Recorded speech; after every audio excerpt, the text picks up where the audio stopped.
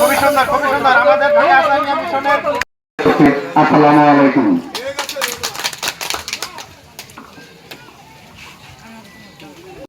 তাই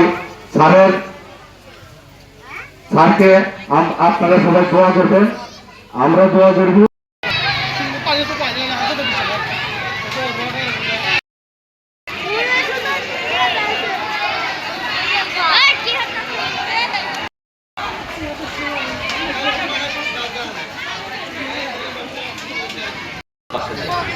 আচ্ছা, এই পর্যন্ত আপনাদের কাছে আসে নাই। আমি ঢাকা আহ্ছানিয়া মিশনকে একটি অনুরোধ করব যে পরবর্তী প্রজেক্টে উপস্থিত সম্মানিত উপজেলার প্রাণী সম্পদ কর্মকর্তা মহোদয়, উপস্থিত উপজেলার মৎস্য কর্মকর্তা মহোদয়, ফায়ার সার্ভিসের স্টেশন কর্মকর্তা মহোদয়, উপস্থিত আমাদের এই বকশীগঞ্জ উপজেলা যুব দলের সম্মানিত সাধারণ সম্পাদক জনাব মাহমুদ রহমান বাবু সাহেব, উপস্থিত ঢাকা আহ্ছানিয়া মিশনের কর্মকর্তাবৃন্দ, আমাদের সামনে আমাদের উপকারভোগীগণ, আজকের এই অনুষ্ঠানে উপস্থিত ইলেকট্রনিক মিডিয়া সাংবাদিকবৃন্দ, শিক্ষকবৃন্দ, সকলকে জানাই আসসালামু আলাইকুম। বলেন তো, আপনারা এই যে প্রোগ্রাম থেকে কোনো উপকার পেয়েছেন কি পান নাই?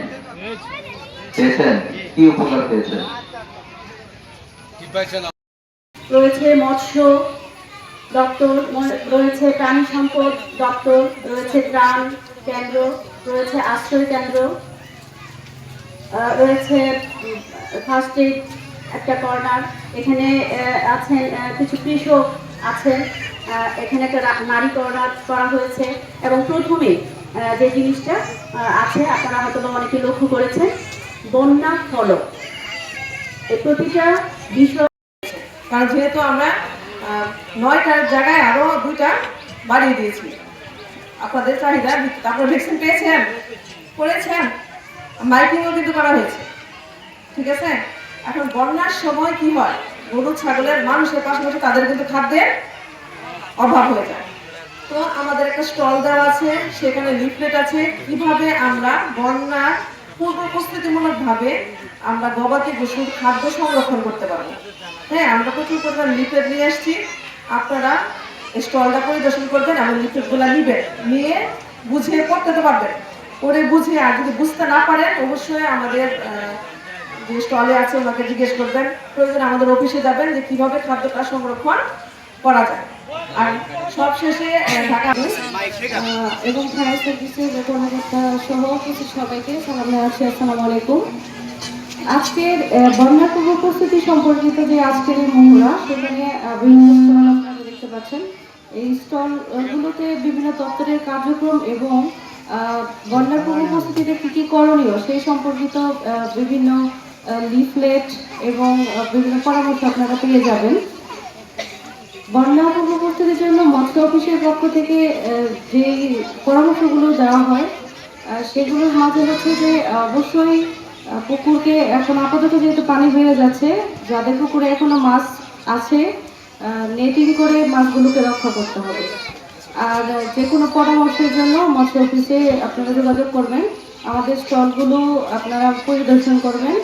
আর হচ্ছে যে সবাই আমরা একটু সাবধানে থাকবো, বিশেষ করে মহিলা এবং বাচ্চারা, এদেরকে আমরা অবশ্যই একটু সাবধানে রাখবো, যেহেতু চারদিকে পানি।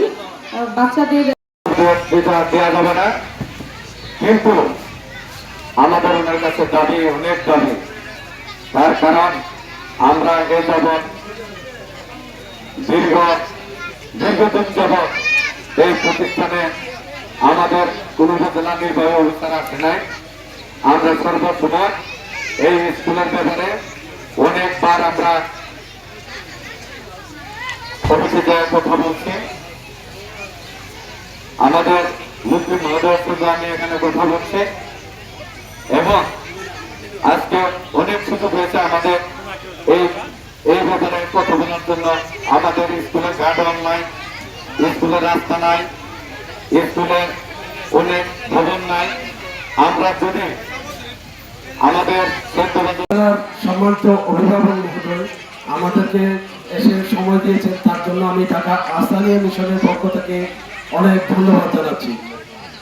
সম্মানিত শুধু আমরা আজকে এমন একটা সময়ে এখানে এই মহড়া অনুষ্ঠিত করতে যাচ্ছি যে বন্যা আমাদের একদম কানের ডগায় অ্যাকাউন্ট করা লাগছে।